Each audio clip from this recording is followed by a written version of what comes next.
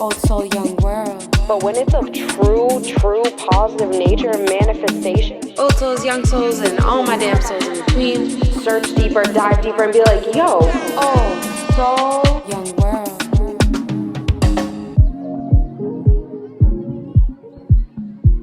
Old souls, young souls, and all my damn souls in between. Welcome back to Old Soul, Young World with your host, Jessie Elly. Ooh, that was smooth, y'all, because we have a very smooth guest today. Someone who is an entrepreneur, an artist, owns their own business, someone who's gone through their own struggles to success, to make their story into something they can share with millions of people to help their own struggles. Welcome to the show, Emily, co-founder of Mental Makeover. What's poppin'? What's up? Hey! I'm so glad to have you here. It's been a while. I will Yes. pour a little something in your thank glass. you. Yes. And while I'm getting our cups full, I know I gave you a slight intro, but can you tell the people where you're from, where you were actually raised, and we'll start off of who you are. So I was born and raised in Salem. Let's go. Yep. Salem, born and raised. Which city? And I grew up with 4 siblings. I feel like I always start with that. Like, my family's so important to me, and just being a sibling and being a sister. For sure. It was just my mom too, so single mom. Yeah. And me and my siblings, and grew up here, went to school here. Did leave for a little bit to go to UMass Amherst and get my degree in psych, which kind of plays into mental makeover a little bit. I have a really strong passion for mental health and talking about mental health, advocating for it, and just practicing mental wellness in my life and encouraging other people to do it in there. So, Yes. I know we're going to talk about that today, Yes, I love it.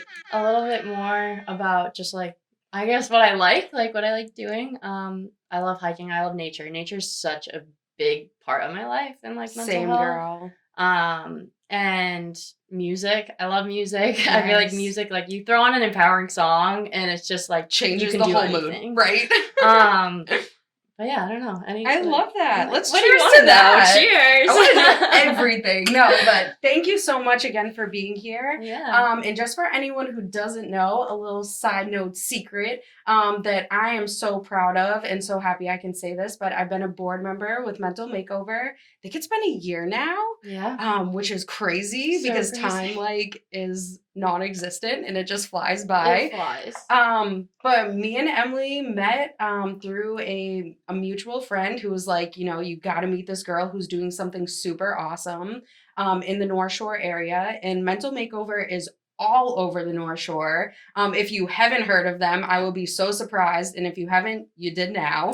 So go find out more. But before we get into Mental Makeover, let's know a little bit more about Emily and how Emily led to this amazing organization that, again, I just can't say enough about because there is not enough conversation on mental wellness in general. And I know when I was coming up, and it's something that I really, reiterate on the show, but I didn't have that mental wellness education. And I came from a lot of internal struggle, family struggle, a lot of different things that led to my own anxiety and depression, that led me to really have to find my own path.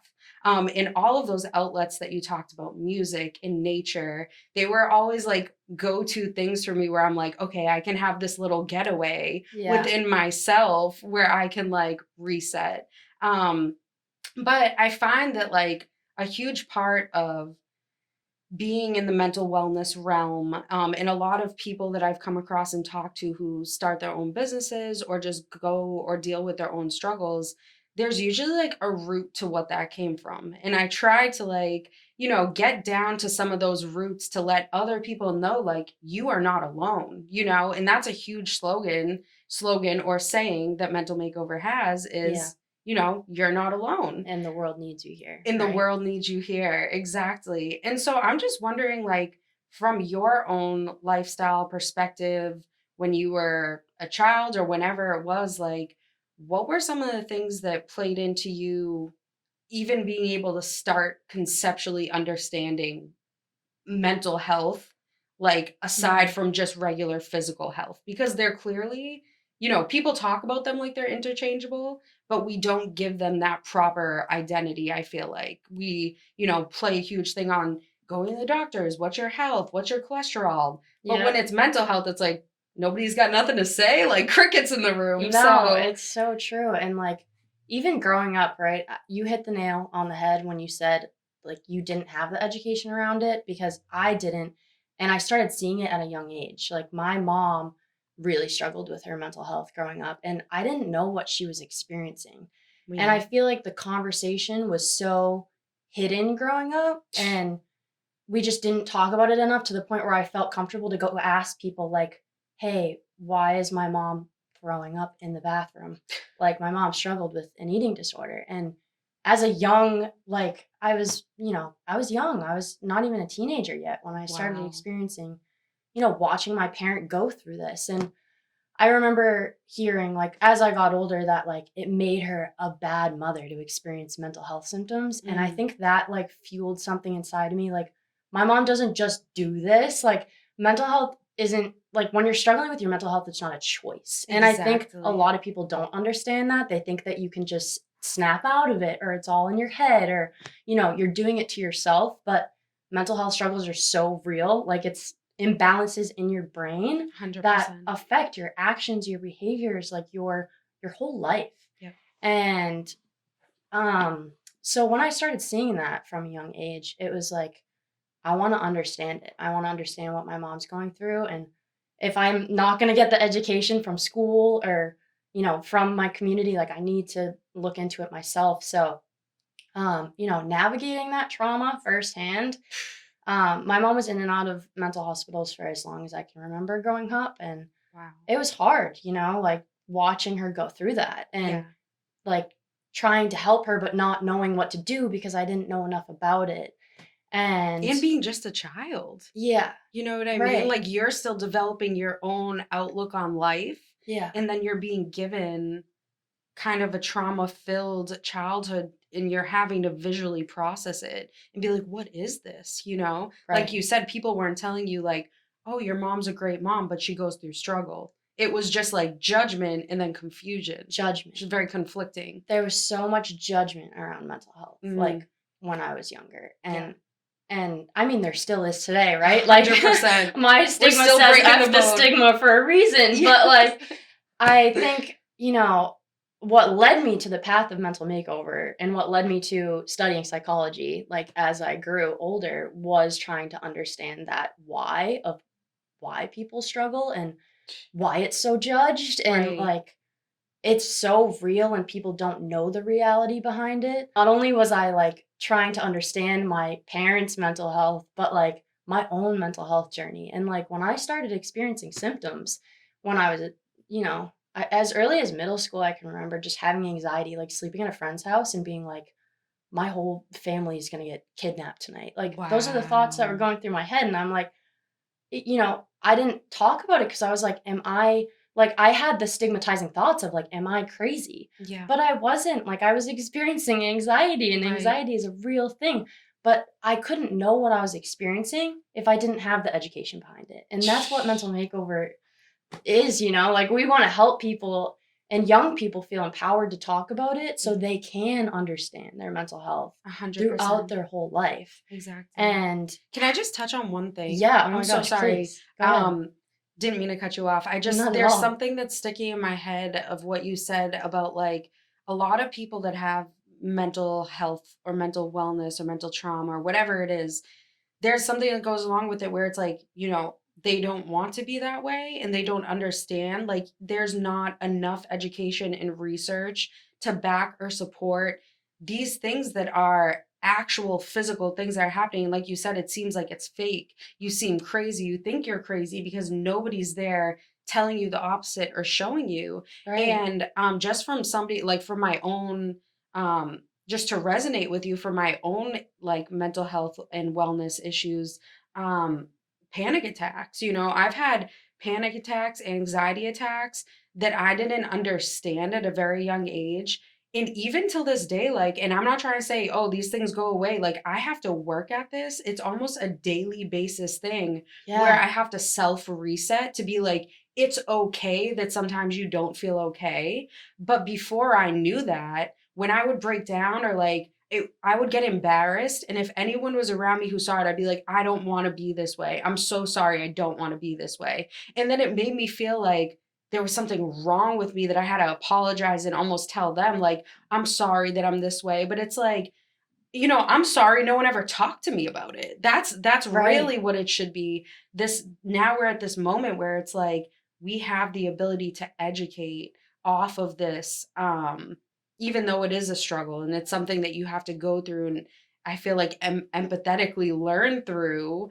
It's hard to get to the other side to even be able to teach that. So I'm sorry, I didn't mean to cut you off, but I just No, wanted to. like that's the whole point of mental makeover, though, right? It's like you stopped and you said, "Hold on, I want to resonate with you." Yeah. Like I Yeah. feel like so many people in our mental makeover community talk about that. It's embracing those genuine heart to heart conversations and For resonating sure. with each other and knowing that we're not alone. We both experience anxiety. That right there is like what we wanted to create. And Exactly. not having that growing up was really, really hard. Hmm. And so kind of being that person that I wish I had it when I was younger is like what Yes. I aspire to be as like a leader in a nonprofit of mental health, like Right. staying genuine, having these conversations for you to stop me and be like, whoa, I feel that too, Yeah. because it is so important to voice that so people don't feel alone. Like, Right. even here, like you could see my little hand shaking because I was Literally. anxious. Like, this is so cool and such a cool experience. And I'm so happy you like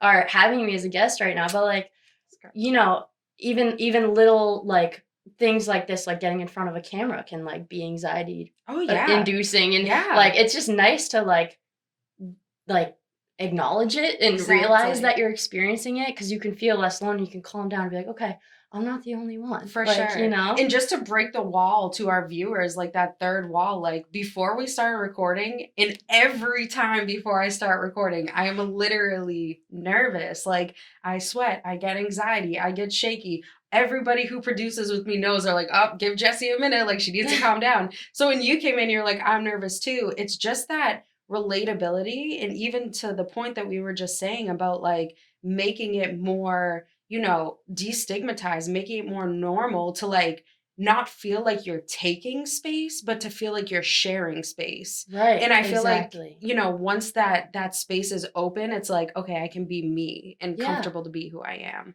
Like that vulnerability, I feel like so often vulnerability is seen as a weakness, or it's seen as, even in the professional world, like it might be seen as unprofessional, or Yes. there is a lot of stigma around vulnerability in itself. And so the fact that you can be vulnerable, you can open up, you can kind of remove that mask and just like be open, like, hey, this is how I'm feeling, that should be normalized. That For should be a part everyone. of the human experience. But like, I mean, even when you see someone you haven't seen in a while, it's like, oh, hey, how are you? How's work? Right. How's school? Right. It's not, oh, how are you really doing? Yeah. Or what's in your mind lately? Right. Like, how are you feeling? Right. Like, how are you doing really? Like, For tell me real. about like what's going on in your heart and mind, Yeah. not like, what was your school assignment like, or how was your work day? Like, those are such surface level things, but we've kind of been trained as a society to focus on those things and those things only, 100%. Yeah. Yeah. That's how I feel about like even the mind body, right? So it's mind body, Kingfish the sentence. Spirit. Mind body spirit or mind body soul, but everyone Soul. forgets about that last portion because it's Yeah. like there are different layers to each one of us that makes us the human that we are, but those layers aren't all physical. And I think Right. that's the thing, that it stems from physical environments usually, but then mental health goes into more of a spiritual mental wellness realm where it's like you have to tap into something other than work and focusing on like just making money and all of these things, or Yeah. you'll get so distracted that you can have a mental breakdown and you didn't even see it coming the whole time. Right. So just to kind of wrap back to what you were first going off about, like your childhood and like thank you so much for being so open and honest just from the start, because I think it's so important for people to hear, because someone could look at you and judge you and be like, oh, yeah, she has this, she has that, whatever. You had to go through so much to even just get past that. And I'm just wondering, like, people talk about resilience, right? Mhm. And two people could go through the same exact situation, but one of them, turns and goes down a different path, and the other person's so resilient that they're able to get through it. How were you even able to, with like having your mom, with eating disorders and going through the mental, institution, and dealing with not having your father in the picture, like, where did that come from within yourself? Do you feel that resilience to even be able to get yourself to the point to be like, wait, I might not be okay? Or did you ever feel like you had that point? That's a really good question. I feel like I'm a really spiritual person, Same. as you know. Yeah. So Yeah, we both are. So if you're not, like a lot of it had to do with like going inward towards myself and like doing a lot of like self-thought and self-reflection, like even at a young age. Like I was such a like I'm a, like empath. Like I feel things so deeply. So I think it was like although I was going through all that pain and watching my mom go through that pain second-handedly, like there's something at the end. Like there's something and I shouldn't say end because it's a journey, but like there's another side. Like it's not all pain. Like I had to keep that front of my mind all the time is like there's a lot of bad, but there's so much good. exactly. And it's hard to do that. And like sometimes when people ask me that question, I'm like, I don't really know what kept me going. And I think that's a good enough answer too in itself. But For like sure. a lot of it was spirituality and like being in touch with myself and like knowing that there's there's better days, like Yeah. and believing in that because it's such a cliche saying, like, there's better days ahead. You hear it all the time. Like it might just kind of seem like a saying to you at that point. But if you really believe that there is good feelings beyond pain, like Mhm. that kind of helped me get through. And the people surrounding me, like if I didn't have the support system that I did, Yeah. the community that I did, Mhm. and I mean this was before mental makeover, so like I Right. didn't have the mental makeover community. Now my mental makeover community, it's like having like hundreds of people who can just talk openly about mental health is huge to get through Exactly. the hard days. But growing up, I guess, yeah, like in a way I don't know, Yeah. but in a way I think a lot of it was just kind of like the spirit of knowing that there were better days waiting for me Yes. somewhere. 100%. They might be real distant in the dark, dark, painful days, Mhm. but yeah, that kind of kept me going and just knowing that there's people around me that care. And that wasn't a physical, it's not like someone handed you a book and they're like, here's a book on there will be better days in the future. That was something you, even before you knew what it was, you were tapping in. And that's Yeah. why I like to call it, like, it's just an internal tapping into something within yourself, where it's like a machine that's running on this powerhouse, and the powerhouse is our spirit. You know what I mean? Yes. It is our Yes. energy I love that. that keeps us going, because that physical body could die tomorrow, but the spirit and the energy from your internal powerhouse, best believe that shit's going to keep going. That's how I Yes. feel about No, it. you just put my thoughts like into words. But like what kept me going was my soul. Like it was Yes. my soul. Because even when you're on autopilot like that, like disassociating because you're in so much pain, like, Yeah. like I can go into a little bit more of my story, but like I have a lot of grief and I'm carrying that around right now. Like I lost my mom Oh, like wow. 2 years ago to cancer. And Wow. before that, there was a lot that went on that kind of led to the pain and trauma like amplifying. Like my mom had tried to take her own life as well a year before that and was doing so well after. I mean, that was a huge pain and like painful moment. I mean, I got the call, like I showed up like seeing her passed out when she OD'd. Like it was one of the Wow. hardest experiences of my life. And watching that and getting through like sitting in the ICU for her to wake up, like it changes you, like that kind of pain and Yeah. difficulty. And um, so a year later, she's like doing so much better, and she like has that hope, she has that spirit, right? Right. And then her diagnosis comes, and it's like, So they weren't even simultaneous. It was like no. back to back. Like she had found a She piece had almost. yeah, that like hope in her journey to like keep going, right? Like Yeah. past her, like not past her struggles, but like really embracing her struggles and like wanting to like improve and be better and live life and Right. really enjoy life, like Mhm. with us too. And she got diagnosed with cancer a year later. And it was just Man. the hardest thing to see, like someone doing so well after so many years of mental health struggling get sick and not even have the option to like Yeah. embrace that hope and that life. And at that point was not her choice anymore. It's like Right. previously it was like she was contributing to the pain. And then at this point when she finally gave in, hmm then there were other plans.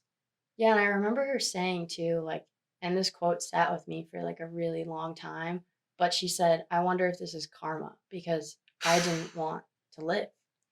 And Wow. that quote like stays ingrained in my mind because it was one of the hardest things I think I've ever heard, like Yeah. from someone that I love. Um, and I reassured her, like, no, this is not the universe doing that. Like, Mhm. things happen, like, Yeah. just You don't happens, have and control. you don't have control. But anywho, so yeah, unfortunately, she went through a really long battle. She fought so hard. She fought so hard. Like, my mom is the strongest, resilient soul I know, and I still say I know because She's we still know. here, yeah. Her soul is with me all the time, but Definitely. yeah, grief changes you as a person. And I think that's one thing like I struggle with communicating to people in my life and like in mental makeover too, like just in my professional world because grief is heavy and Yes. it affects you in ways that you don't even expect, and it puts you in a brain fog, and trauma affects your memory. Mhm. And like even like I'll have a conversation with someone at an event and I see them again and they're like, "Hi Emily." And I'm like, I want to remember so bad what our conversation was, but because of the trauma that I endured, like It gives you sometimes my short-term memory memory. is just like Yeah. gone. Because And you're used to avoiding, like you take it and you put it out of your head. right. Because that's what I had to do a lot growing up. And I've noticed when I got older, I thought it was like memory issues, but I realized it was more me. It was a avoidance thing that I did to avoid more pain and trauma to myself, that I would take situations, process it in the moment, and then it would have to go away. Like if I kept it Yeah. in there, I would end up having like a meltdown, I feel like at one point. And it's your brain protecting itself, right? Oh, It's your brain yes. protecting itself, but we don't Yes. really realize that in Right. the moment, and it can be really frustrating too because you're trying to function and you're trying to like continue on with, your daily responsibilities in life. And Mm, when you're struggling like that and feeling like that like disassociative feeling, right. it's so hard to function, but people can't see that Right. unless you tell them about it. And so, 100%.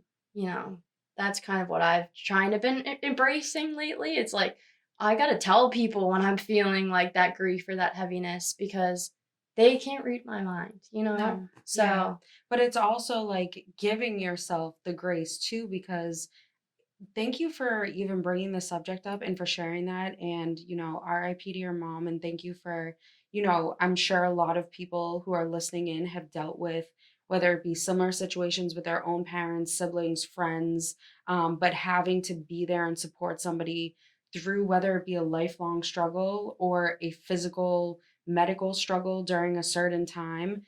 It doesn't matter. It's never easy. And mm-mm, grief is always something that's unexplainable. It's one of those parts of life where it's like the only thing that we are promised here on this floating planet is that we are born and one day we will die.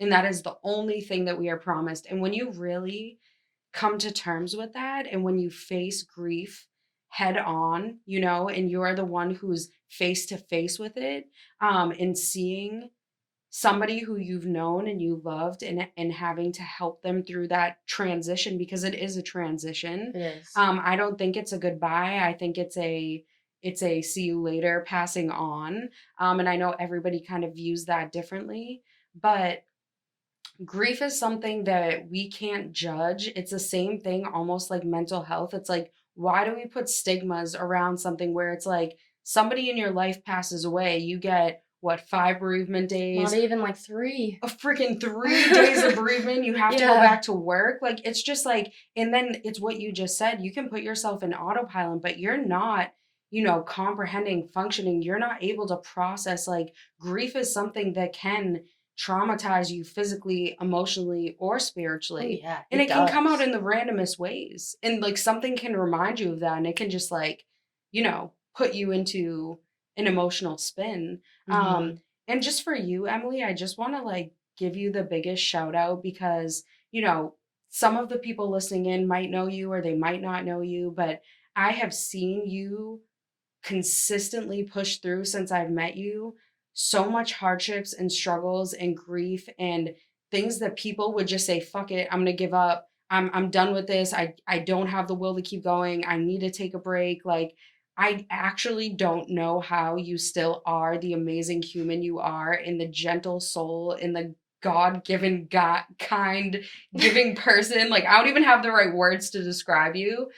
Because I feel like when other people hear your story, like, they would have no idea, just based on how you present yourself or how you speak or how you act. But this is something that, like I brought up in the beginning, it's a reset. I'm sure that you have to go through every day to try to find different ways to cope and heal with trauma or with the grief and the loss. And, for anybody who's listening in who has recently dealt with grief or lost somebody that they're close to, like, is there anything that you do for your own personal self for your mental wellness to be able to like reset or cope with that? And I know that some people could be like, yeah, I go drink a bottle of liquor. Some people could go take a walk. Like, Yeah. there is no wrong or right answer. I'm just wondering if there's anything that you personally resonate with. Yeah, I think for grief, like the first like few months after that loss, like a lot of it was kind of going back to destructive behaviors because I was just dealing with that pain and I like didn't know how to deal with it Yeah. and like trying to numb myself, right? Like Right. and I'm being so honest right now, like Yes. you can go to helping yourself or you can go to numbing yourself. And for a long time I did go to numbing myself because it was so hard. I didn't see any ways to help myself, Yeah. So if you're doing that, you're not alone. Like I definitely want to speak to that. Self-numbing is really it's hard to go through that and it's hard to break those patterns. For sure. But slowly over time, I think connection really helped me. Like connecting with people like you and Yeah. in my community and my friends and my siblings who are going through like their own grief journeys, but Of course. like the same grief journey, if that Yeah. makes sense. Everybody goes through grief differently. But we were grieving, the same person, our mom. So really embracing those connections and keeping the family in the front, For sure. because it's kind of all we had. Like my siblings was all we Yeah. had. Yeah. It is all we have, I should say. We do have extended family that we call family or chosen family, I like to say. Chosen family. But like Yeah. losing a parent is so different compared to like anything. And some other things I would say just like staying connected, although it's hard. Like and I definitely isolated in the beginning a lot. Yeah. Um, because you kind of see the real people that come out after experiencing a trauma like that, Mhm. like who shows up for you. And it can be really confusing because, like, it's people you wouldn't expect, Yeah. but it's your people who are there long term, like, obviously, but also comes like people that you don't expect and you make those new connections. And it's kind of a Right. beautiful thing. I connected with so many people about my grief that I would have never expected to reconnect or connect with. It's very And that is important. a beautiful thing that came out of it, I think. Definitely. But also just, once I got out of that phase of self-numbing and like self-destructive behaviors, I kind of realized like my mom wouldn't want me to be doing this to myself. Exactly. Like I really keep in mind like I want to live the life that my mom wasn't able to live and know that she's still with me, like walking by me every day, and that keeps me going. Carrying the legacy that she wanted. Exactly. Yeah. And like she always said too, like this is my favorite quote. Like you've probably seen it all over my social media, but like love is life, life is love. Yes. And love like keeps me going. Connection keeps me going. Stranger, like having a conversation with a stranger keeps me going. Having a conversation with a friend or making a new connection, like a friend of a friend. Little conversations like that are the big things, you Yes. know? Yes. And just connecting soul to soul like this, like just having those open, genuine conversations because they are rare to come by. Like, Very. And what I like feel like too is like you hit it on the head as well, but like when you said vulnerability and that people judge other people for being vulnerable. And the one thing when I started the show that when we started talking about like, yeah, it could be interviews or it could be conversations. Yeah, we're communicating, but what it is to me is vulnerable communication. yeah, You can communicate, but you could not be saying anything that is going to resonate with that person, that's going to change it. But when you can lead with a vulnerable foot and you're willing to sit up here and be like, yeah, I lost my mom. Yeah, my mom struggled. Yeah, I didn't have my dad. Yeah, I've had to go through this. Yes, this, and this. But I'm still here to be able to tell my story and let other people know who have gone through similar things or worse things or whatever it may be, that you can come out on the other side and you Yeah. can still be appreciative of life, like appreciate life as it is.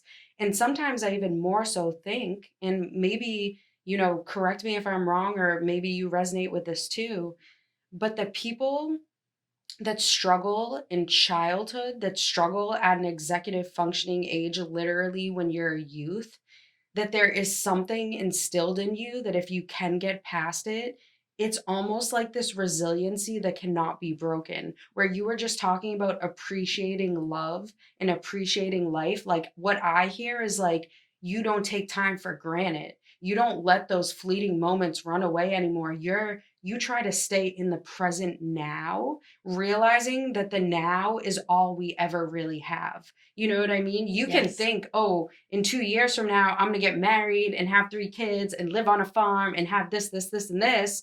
But a tragic accident could happen literally as soon as you leave yourself from having that thought, and you could lose everything that could make that possible. You know Yeah. what I mean? But it doesn't mean you can't still appreciate what the now is. So Right. it's like, even though things happen out of our control, taking control of like yourself and like what you can give back from what you've been through.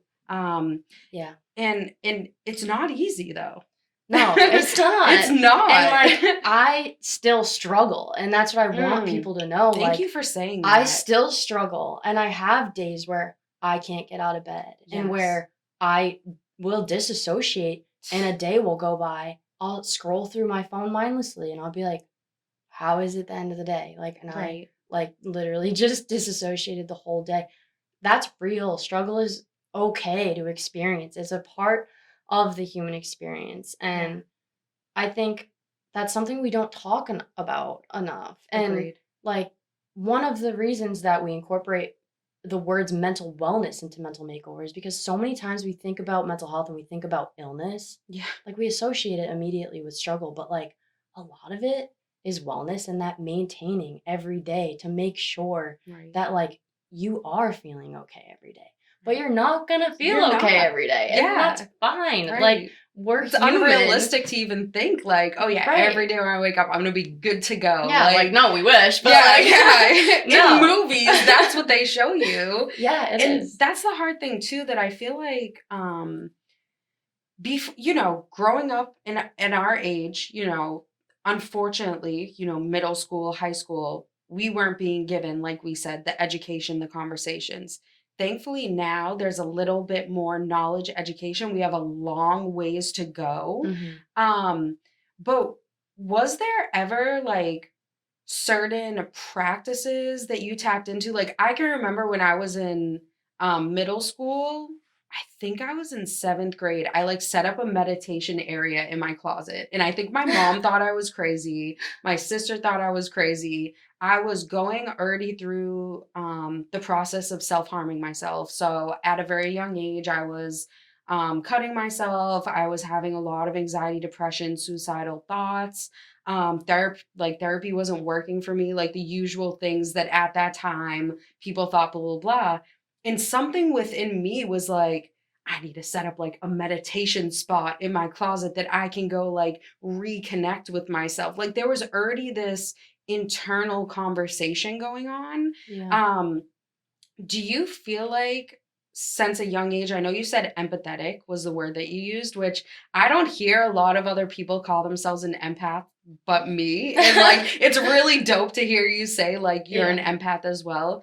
Do you remember, besides your environmental struggles from your family and like the things going on around you, just your own inner conversation, like spiritual self coming out, being like, that you like nature, that you want to go on hikes, that you want to read, like things that were pulling you towards maybe these healthy habits that we're talking about, like an internal magnet almost?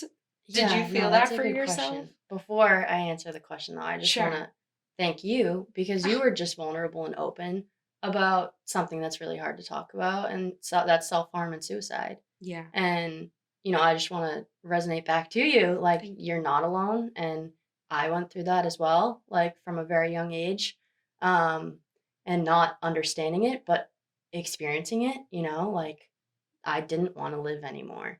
Yeah. And I was like cutting myself. I was hurting myself because I didn't want to live anymore. And that's hard to talk about, but I think it's so important to talk about. So I just Yeah. want to thank you for bringing it up And thank because you for saying that. And because I feel like people, like, I don't know if you can relate to me on this, but I got to the point where every time I would say, "Oh yeah, I used to cut myself. I used to hurt myself. I didn't want to be here. I didn't want to be alive." I was just waiting for the flinch. Like people just like they give you that like like almost like they don't want to hear you say it, and like a cringe. And yeah, I like feel a like a discomfort. discomfort, and like I got so used to people reacting with discomfort that I just expect it every time I say it or I tell someone it openly, even till this day, just saying it right now, like not even seeing a flinch in your face, not even seeing like an ounce of like, oh, what the hell, like. And that's where we're at today, you know what I mean? And that's where I hope everyone can get to, where it's this conversation, even though it's just between the two of us, that in general in our society, all over the nation and the world, that mental wellness will not be judged, will not be flinched at, will not be stigmatized, Hmm. and that, we know the world needs us here. Not everybody knows that, but it's okay to say it. It's okay if you're like, I want to hurt myself right now, but you're talking about it with someone to, in the hopes, not hurt yourself. Right. Being open and vulnerable about it. Yeah. So I just, just double thank you back, I guess, Yeah, no. for, not judging and relating. That's And how it should be. And it's yes. just so deeply embedded in history, Hmm. like around mental health and around psychology to judge and to, the stigma of like in like asylums, like Right. people being put in insane asylums and being abused because they had mental health struggles. Like it's deeply rooted in our society to judge it For sure. and see it as a negative thing when someone struggles. But it's so real. Like we all have mental health. For We sure. all struggle. Yeah. And, you know, there when you experience that level of pain, sometimes people don't understand too, like you might not even want to die necessarily, but you don't want to experience that pain anymore. And that's where those thoughts are coming in. Exactly. Right. Right. So Right. that's a whole other topic. Yeah. But Yeah. let me answer your question. So going back, things that I kind of was drawn to in terms of like my mental health.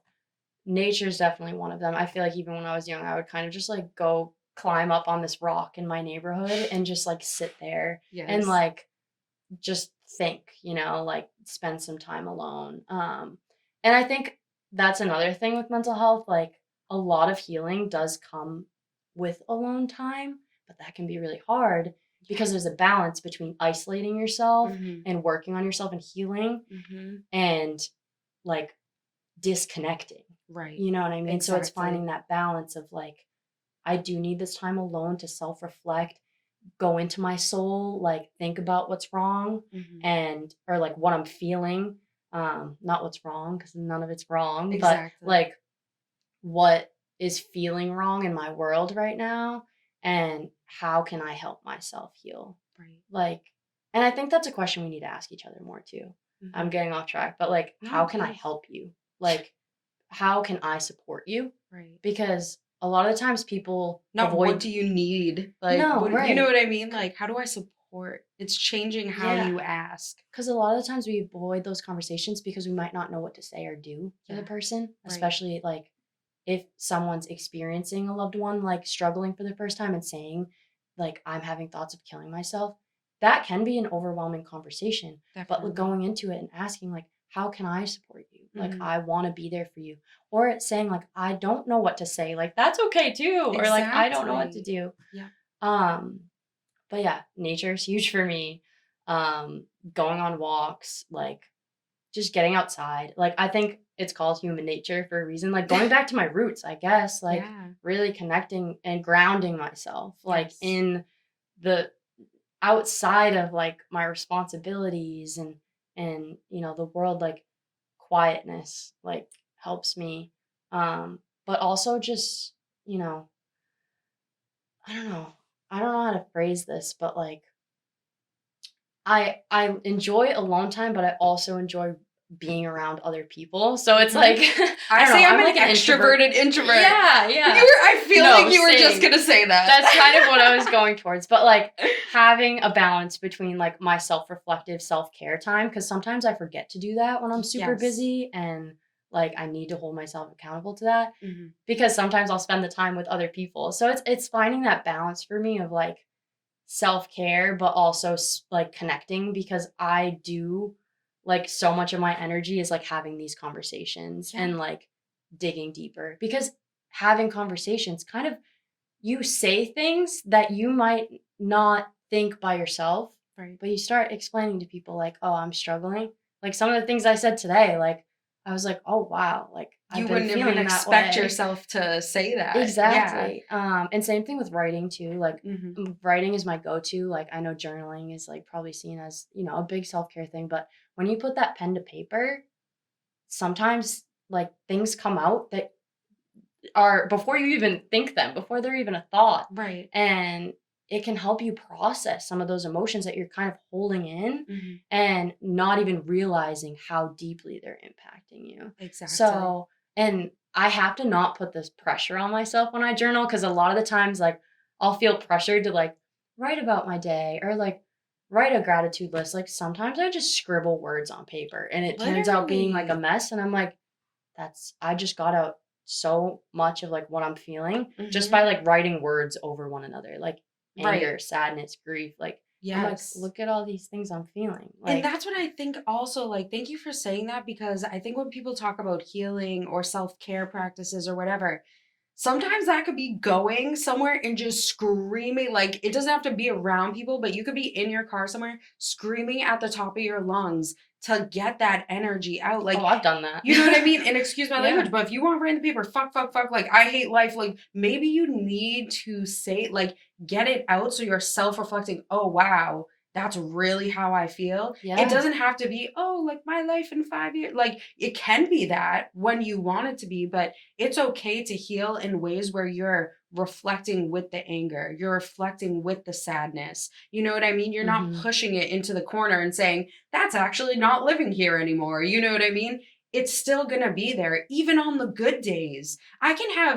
There has been days where I've had the best day ever, the best recording, like I've been here, had an awesome interview, whatever it may be, and I leave and I still have a breakdown. You know what I mean? Something can trigger you. So just like, you know, I talk about this with someone I'm close with, but like an unguarded moment, an unguarded second, like that really plays into like anything can happen in those unguarded seconds. You know what I mean? And really like being kind to yourself and letting yourself have those moments of frustration in knowing it's okay. But just, obviously, if you're getting to the place of self-harm or suicide where you really, we can Right. both speak on, there's a certain point where you do need other assistance or you need to look outside of yourself. 100%. But I think it's okay to resonate with anger as well. Yeah, and like social media has kind of led Let's self-care. talk about it. It's a whole thing, right? But I was like, that was on my next on the list. well, I was just gonna say, like, social media plays into self-care so much, and that perception of self-care, because self-care has kind of become, or we think it has to be this structured thing, like sitting down and journaling, Yes. going for a walk, Right. like taking a bath. No, like healing's messy. Yes. Healing's messy, For and it's okay for real. it to be messy. Yeah. Like, and I think people put that pressure on themselves of like, oh, I gotta incorporate my self-care today. I gotta journal, or I gotta go work out. Like, no, you can Yes. scream in your car. You can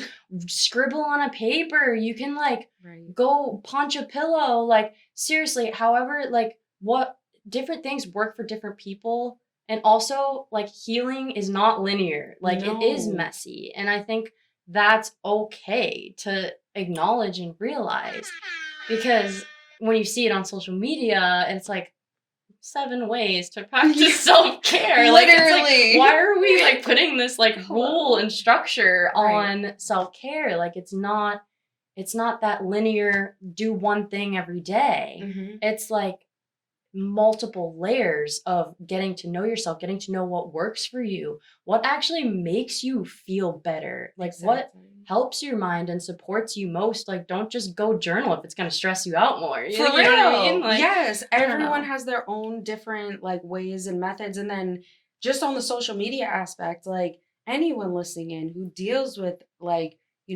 eating disorders, body dysmorphia, whatever it may be, like social media is fake. Like I can put up a picture that's edited right now and it does not show my acne, it doesn't show my scars, it doesn't show the creases on my face. But in reality, you can't hide that. So just really separating yourself from like, yes, you can embrace social media as a tool. Yes, you can, embrace if you do find something on there that helps you with your processes. But taking away the comparison aspect as well and realizing that everything you see on there, especially if you're younger and you're growing up, we weren't growing up with a phone No. in our hands. So it is a little bit different. And that's something that I had to work through within the mental wellness aspect of like my relationship with social media and Oh, how 100%. I still struggle with that till this day. Me too. Everyone on my team, like they all have access to my Old Soul Young World Instagram because I literally mentally cannot run it on my own or I will probably have a breakdown. I'm still at that point. So Yeah. don't judge. Do you deal with that at all? Have you gone through 100%. any? 100%. I mean, social media, like, I have such a love-hate relationship with social A media. lot of people say that. Because, like, obviously, like, it's where we built our online presence in terms of Mental Makeover. Like, we built our online community there. Like, Yeah. we can spark conversations on there. We can connect on there.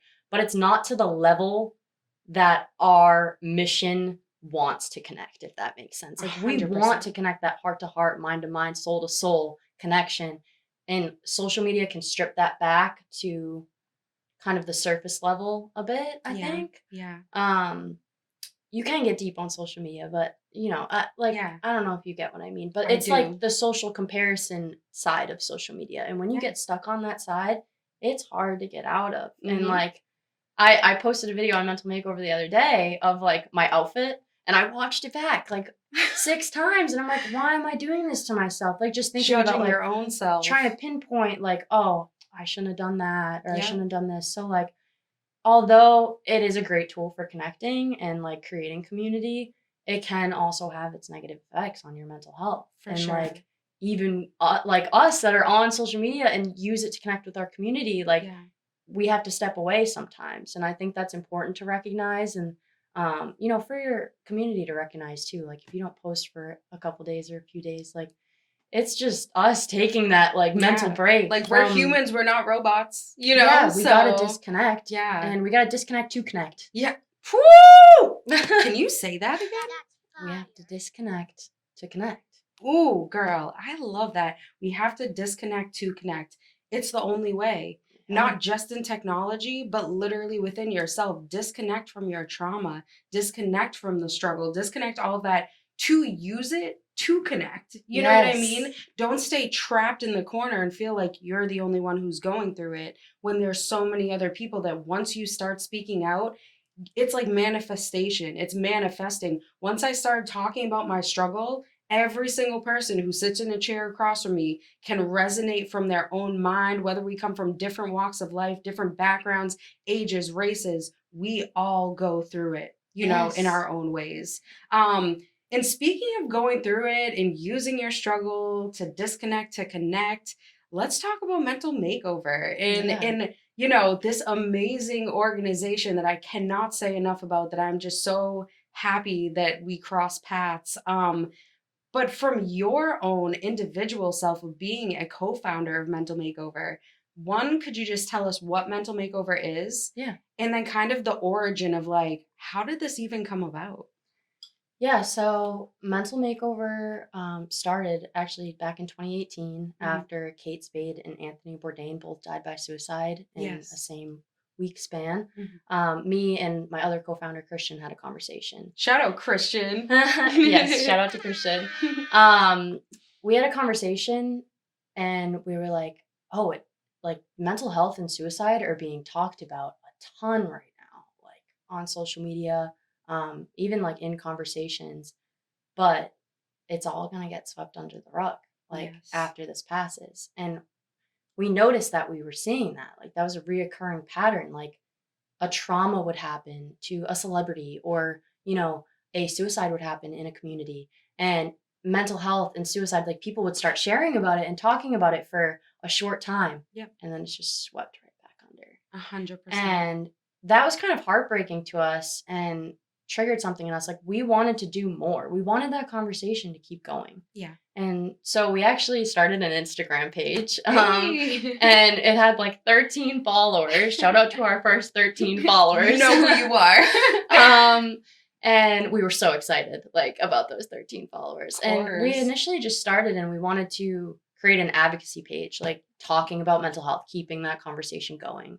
And it just grew to the point where like we started getting 100 and 200 followers, and people were resonating with what we were posting. And at first we were just reposting content from, you know, NAMI and bigger mental health organizations, just kind of educating people because we didn't have that education growing up. And that's one of the reasons why we wanted to start this, is like, let's have these conversations and let's educate other people. And ourselves, right? Like we're learning too. Alongside other people. Lifelong learning. Exactly. I always say that. I learn something new every day about mental health and being a co-founder at Mental Makeover. But we started the Instagram page. We're reposting content. And then I was studying psychology at the time. And 2018 was actually one of the hardest years personally, like in my life. So in a way, I always say like creating Mental Makeover was like, it really did like save my life.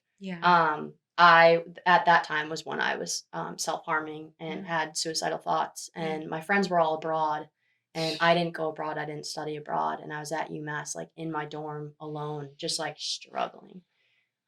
So like kind of learning about it myself really helped to like pull me out of that dark place and like see, wow, other people want to talk about it. Other people are feeling this way and having these thoughts too. So that led me to, you know, study psychology and really have a degree and start creating our own content. I created our logo that we still have today. Let's go. And it kept growing, and we started, you know, doing some guest speaking in schools and kind of just starting out like that. We're like, oh, like this has a potential to be so much more. And unfortunately in 2020, in May 2020, a good friend of mine and in our Salem community, Sarah Starian, she died by suicide. Wow. And I will never forget the day that I got that call. I remember it like it was yesterday. And I was like, no, you're kidding, right? Like this can't be real. This can't be real. It was devastating, and it shook our whole community. And, you know, that was when we really honed in on the fact that we need to do more. We need to be more. We need to do more. We need to be proactive rather than reactive. Ooh, And yes. so we started a scholarship fund in her memory at Salem High. This was also during COVID, so it was so There hard was to so like much going on. connect, Yeah. grieve, like so this online presence was kind of like we had people come to us and say thank you so much for like doing what you're doing and like having these conversations and posting about it because we can't even see each other right now. Like you couldn't even go hug someone. Like it was Right. it was peak COVID, like 6 feet apart. Yeah. It was really hard. And so we started a scholarship fund in her memory after we started a clothing line, actually. So we raised the funds for that scholarship because we started a scholarship. We started a, I'm like mixing up my words No now. worries. I'm getting nervous. We're the still reality. nervous. The reality. We're still nervous. No, we raised the funds because we started a merch, like a clothing line in her memory. Okay. And the quote said, "Your legacy is every life you touch." Wow. And that was one of her favorite quotes by Maya Angelou. And so we started selling sweatshirts with that saying on it to our community, just as kind of a way to bring everyone together. And we called it empowerment merch because we were like, how can we keep her legacy like alive and help people in their grief journey and, raise some funds to do something bigger. So, Right. we started that merch line and of course talked to her family about it. Like Yeah. I love her family dearly. They're at all of our events. Yes, we they're very we work with them. supportive. Yeah, they're amazing. So shout out to the Starian family. Yes. But yeah, we created that line. We raised over $5,000. I remember sitting in Christian's backyard and Wow. watching the orders come in and being like, oh my gosh. Sarah was in there right there with you. Yes. She was like, yes, girl. Yeah, she was. We're going to empower others. And we used those funds to create the scholarship at Salem High. Mm-hmm. And we still fund that scholarship to this day. Really? Every time we have an event, we donate funds to that scholarship. And I think we funded 7 or 8 years like of that scholarship like for students, which is great because not only does it like help other students who are deserving to like pursue higher education, they're learning about Sarah's story. Exactly. Her story is still being told, and that's so powerful. And I think that's one of the reasons why we do what we do. It's like, let's tell our stories. Let's tell the stories of the people who can't be here anymore. Yeah. Um, In those stories, I'm sorry, just you good. guys sharing those stories, even though you don't have like the statistics and the rate of it, literally you talking out about it, other people talking about it, sharing this, there could have been people who are on the edge, on the verge of taking their own life, who hear the story. The amount of lives that you guys have saved by even just continuing on that legacy is amazing. And I just want to just thank you for putting your all into it, even at a time in your own personal life where you were personally struggling. You looked past that and saw the good that you could do overall in the community, not just on the North Shore, because this is going to spread and it's going to spread until everybody knows about mental wellness. And it has. So how much has it spread? Can you tell us? Yeah, well, so a little timeline shift, but we ended up, becoming an official nonprofit. Yeah, in 2021, and we started creating programming. We created boxes. We created an education box to bring into schools and homes to teach youth about mental health and empower them to have those conversations at an early age. Wow. We created a support box to bring into individuals' homes or community organizations that we partner with. Yes. To support people who are struggling with a bunch of activities and coping tools inside and stories from us as creators as to how these activities supported our mental health and Yes.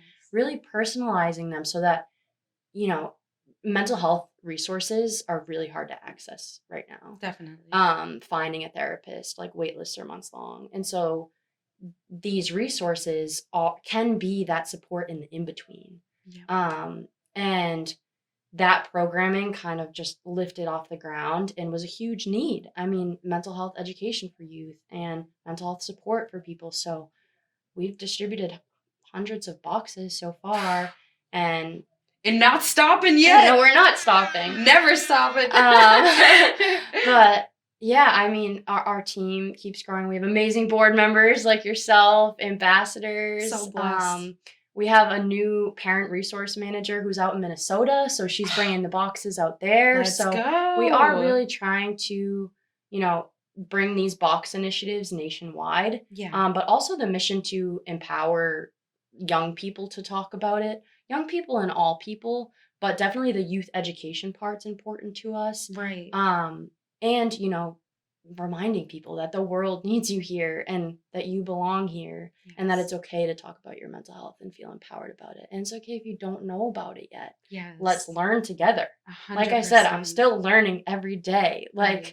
And I think that's important for people to know, like, as a co-founder in the mental health field, like, I'm not a perfect human. Like, I'm still learning every day. I still struggle every day. Like, we're navigating our mental health journeys together. Like, you are Literally. not alone. And I think that's why people resonate with us. That's what I've heard from, our community members is like, you're telling your own stories. And that is like a beautiful thing because so many people can kind of do things and not have like the real, like, hard conversations behind it. Right. But those are what need to happen in order for us to break this stigma, like sharing our stories. And then when you're ready, of course, because like everyone's has a different journey and is ready to speak up about their journey at different times. There's still pieces of my story that I they're hard for me to talk about or that I might not feel ready to like share. But they come out like slowly with that vulnerability and with that support and with that community. And I always like to think of Mental Makeover as like we're a nonprofit committed to fighting the stigma and empowering youth, educating youth, and supporting people. But we're also a family. Like, we're a community and we're a family. And, it's that family feeling that I like always wanted within my own life. It's like your chosen family. Yeah. And like even the other day we were on an ambassador meeting and we were like, what is your favorite part about being an ambassador? Everyone said community. Like everyone said the community because it can be hard to find a place to belong in your community. And it can feel lonely. It's so when you're lonely. like trying to find that place, but you don't know where to even go. Right. And I'll say just to what you said about like the waiting list. I know I had tried to look for a therapist within the last year and it was like 3 to 4 month waiting list. And it's like, if I wasn't able to have some close people that I can talk to in a group like Mental Makeover that I can be a part of and like know that even when I'm having a tough day and I tell you like, hey, Em, I'm struggling. I lost my grandma in the last year. I had a lot of things that happened and play into my daily wellness that I have to reset. You're always there, not judging, not questioning, just being supportive. Like whenever you can, whenever, like, it's always a meet you halfway. It's never like you meet me here. And I think that's the best thing about Mental Makeover, that like you guys are meeting people where they're at, but you're also being so, like you said, proactive instead of reactive. I think about young Jessie, how young I was already acknowledging, feeling different, feeling these ways, questioning things, stuff about my family that was going on, certain things that nobody was giving me answers to. And if I had that education box in my hands when I was, in middle school or in elementary school, and somebody was already like, this is my story, this is the struggle I went through, like I would have already been like, oh my gosh, it's okay that I feel that inside, because nobody told me that like you could feel these things at such a young age. And they do start extremely young. And the fact that we're in, 2024 going in 2025 right now, and mental wellness is not already ingrained into our education system nationally is an embarrassment. It is. And it's beautiful that thankfully we have organizations like Mental Makeover where you guys strive to make those resources accessible to youth or individuals who otherwise wouldn't have that. So I just want to, again, not just because I'm a board member, but literally I became a board member because of how passionate and how much I believed in you guys' mission. I remember when I first heard about it, the polar plunge, actually. Yeah. It was last January. No, has it been 2 Januaries? 2 Januaries 2 ago. Januaries. Wow, time Time flies. flies. Oh man. And I remember like, oh, I always wanted to do a polar plunge. I thought it was so cool that you could be diving into the water for it. But like, what was the reason behind it? You know what I mean? In that day, when in my mind I had built up the idea already, like, okay, I'm jumping in this cold water for the people who literally can never speak out, can never tell their story. One, because they're too afraid to, because they're afraid of judgment or afraid of the stigma that comes with it, or the second part, because they're no longer here anymore. And they literally already took their life because they felt it was easier to leave this world than to share their struggle story. And when I went into that water that day and I went in with that thought in my head, like, this is why I'm doing this, I have never felt so refreshed, so uplifted, so enlightened to be with a group of people like Mental Makeover who everybody was intentionally participating in support of something that they believed in. So I just have to say, if you've never done a polar plunge, if you've never heard of Mental Makeovers events, because they are annual, They are reoccurring, annual. and I will let you get into that in just a second. Please make sure you research and check them out because we have another one coming up this January. But I'll let you get into that about, your 2 annual events that you guys hold right now and the extreme success that has come with it in the last couple of years. Yeah, so we did just host the World Needs You Here Walk in July, but that is annual, so Yes. check it out next year. The World Needs You Here Walk is really about, coming and you might be walking for yourself, a loved one that struggles, someone you lost by suicide. It's coming together and really sharing our stories, talking, walking together. Jessie was our amazing MC this year. Yes, So yeah, I love it's an amazing event. People come to us and, we had over 500 people there this year. Amazing.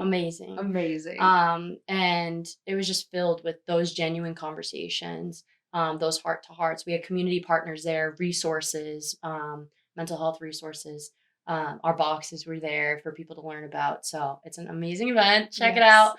And we have our polar plunge coming up in January. And it's freezing for a reason. That's what we like to call it. Freezing for a reason, polar plunge. And it's to get in that water and feel, talking about mental health can feel uncomfortable. So can plunging into ice cold water. Exactly. So that was really the reason behind it. It's like, get out of your comfort zone and get out of, that like space inside yourself where you feel like you have to hide, and like, let's jump together, let's talk together, let's share our stories. For sure. And so, yeah, well, not jump. I guess we kind of walk into the water, but you know what I mean? Like, yes. I say jump because I think plunge, but yeah, it's an awesome event. And, I think part of the reason we do events is so we can connect with our community and have those conversations. And we try and have small meetups too.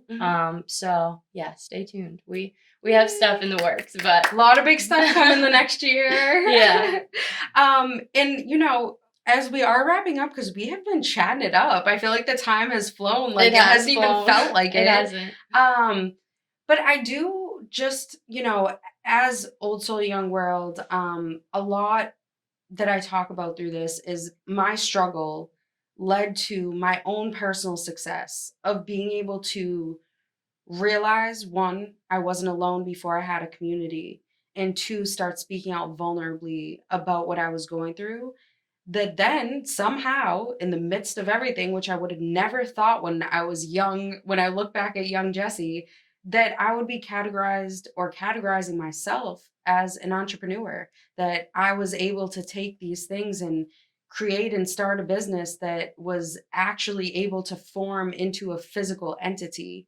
How does it feel for you being now an entrepreneur and taking all of that, when you look back at young Em back in the day, when you were a child and you felt like, you didn't know where to go, you didn't know what to do, or even back just in 2018, which is only a handful of years ago, compared to now where, the 501c3 is booming and huge, and that, the investment that you've put into it is really coming to fruition. Yeah. I was just wondering if you can speak on that to anybody who, feels that that's a path that they want to take or something that they would want to do one day, but maybe can't yet see themselves there? Yeah, that's a good question.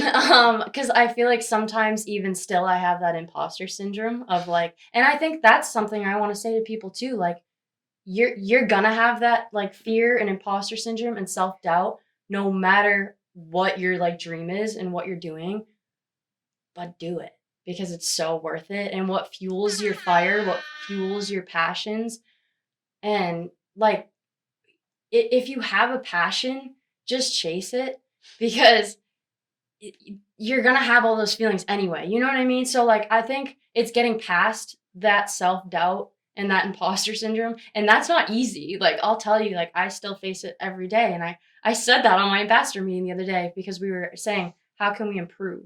Mm-hmm. And I said, I want to improve as a leader in my confidence and believing in myself. Because Right. I believe in all of you and I believe in our mission and I'm so passionate. Why can't I believe in myself? But that's real. And because you're real. still healing. But that's my best advice is like, yes. is it's a journey. You're never going to be ready for something. You're never going to be ready. So chase that passion and you're going to connect with the right people. Like your journey will lead you to the right people that will support you and the right community. And, your path is ever changing, but your journey is like, just keep going. Like, you know what I mean? Like, no matter what, just keep going. I think, yeah, I don't know if I would give any other advice except like, just you have to get past your own self-doubts in order to chase those passions. And it's hard, but it's doable. And there's so many people who love and support you that like want to see you succeed, and you can succeed. And you can be successful and have self-doubt and imposter syndrome, right? Okay, that's kind of where I was getting to. That's me. That's where I like it's okay, you know? Like right. I don't know. And it's okay to be real about it and to address that. Like you can be #1 top CEO of a company. And this is what I talked about with a recent guest who is actually a life coach for CEOs and big people who they can have everything in the world and still not be happy with themselves. Yeah. And I'm not saying it's not the happy thing, but like Mental Makeover can literally be a full-fledged organization where you're able to quit your day job and just be working for Mental Makeover, but you still will have to put that time and energy into yourself. Yeah. You know what I mean? Like, and I also want to say that when you give to the universe and when you give to your purpose, and as you said, I believe on that spiritual journey, it will give back to you. Yes. You know what I mean? That's and what I was trying to come say. back. It will always come back. Yeah. But you have to like never give the self-doubt thing is a huge thing. Self-doubt can make you think you are not good enough. You should give up right now. You should not be alive. You should leave your family. You should do, all the opposite of what a true healing journey is. Don't give in to self-doubt. Don't give in to that voice that's in your head, because at the end of the day, and you had said it perfectly before, but it was that darkness, those times of darkness that lead you to the light. And it sounds very like something a lot of people say, but it's 100% fact. Struggle leads to success. And when you're able to take your vulnerable communication and build each brick by brick in every day, even if you don't pay for one of those days, the next day, go back and put that brick on. It will keep adding up and you will be able to get to a whole different trajectory than you ever thought was possible. And I think me and you are just two forms and physical forms of existence. We're testimonies of that. And you yourself specifically, Emily, I just have to give you your flowers over and over of how amazing it is to me that from childhood to mid-adulthood to where you are now, you have gone through struggle, chaotic situation, physical, defeat, literally losing people you love in your life, and you are still the soul that you are sitting here today, an ambassador yourself of mental wellness, in being able to share the story with hundreds of people who are able to use that to change their own life. So I'm just so grateful that we cross paths. I'm so grateful too.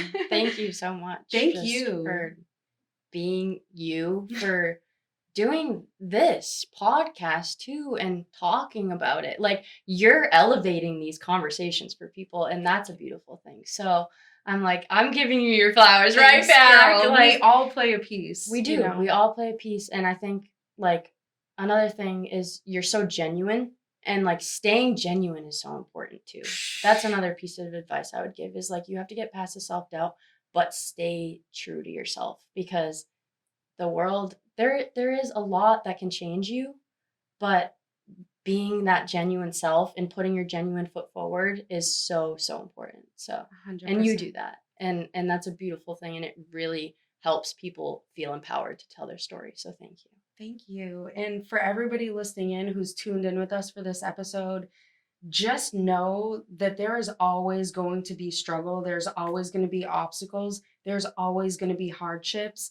But I promise you, it is worth it once you keep going and you really believe in that your sole purpose, your body, your physical is not the only reason you're here. There is something in the struggle. There is something in the journey, in your childhood, in that relationship that didn't work out, in that physical abuse that you went through, whatever it was, whether it was a disease, mentally, emotionally, or physically, you can push past it. You can get through it, and you can create a future for other people to believe in that they didn't have before you went through that struggle to be able to share it. And that's what I think Mental Makeover in general creates, is a community of people who are able to share their stories non-judgmentally in a space that accepts them and meets them where they are. And, you know, before we log off, before we sign out, I just want you to let the people know, you know, where they can find out more about Mental Makeover, about the future events coming up, or any exciting things in the works that you guys are going to have in the future. Yeah, absolutely. So you can check us out, mentalmakeovertoday.org. We also are on Instagram, Facebook, LinkedIn. I would say our Instagram is our greatest presence at mental_makeover. And we'll have our polar plunge coming up this January. So make sure to check it out. Join our community, join our family. We want you here. The world needs you here. And yeah. We love our community. Amazing. Please join it. Like, honestly, everyone, that's the thing. We want everyone to feel comfortable to come to us and like join this Mental Makeover family, because everyone struggles. So Yes, 100%. yeah. Well, thank you so much again, Emily. And I don't think there's any other better way to end it than reminding everyone who's listening in, the world needs you here. Whoever you are, wherever you came from, your story matters, you matter, you're important. And if you feel like the family you were born into, the environment you were born into, the friendships that you have, if it is not fulfilling you, if you're not able to be yourself and feel like you're able to fill a space that you feel non-judgmental or comfortable, come join and check out the Mental Makeover family. Come join and check out the Old Soul Young World family. We are here. We are souls that are here to support you, encourage you, and want you to be around, to be on this earth, to share what you have and who you are. Your passions, your struggle can turn into purpose, that can then turn into business and entrepreneurship, that one day, everything that you thought was the worst day of your life will then be played into what makes the best part of your journey. So, you know, I love that. I love that so much. You know, I wish I could say that I had that written down, but that came from the heart. Okay. That was like soul heart vibes. Yes, that's what we do here. We do that. And you got to tap into the soul heart. Oh, you have to. So, again, Em, thank you so much. Thank you. And guys, make sure you go check out Emily. Make sure you check out Mental Makeover on all platforms, social medias, website, and come to our events. Polar Plunge in January, I'll be there. And next summer, we'll also have The World Needs You Here walk again. But until then, guys, tap in with Mental Makeover, join the community, find that family that you feel comfortable in, and make sure you guys join me next week on Old Soul, Young World with your host, Jessie Elly.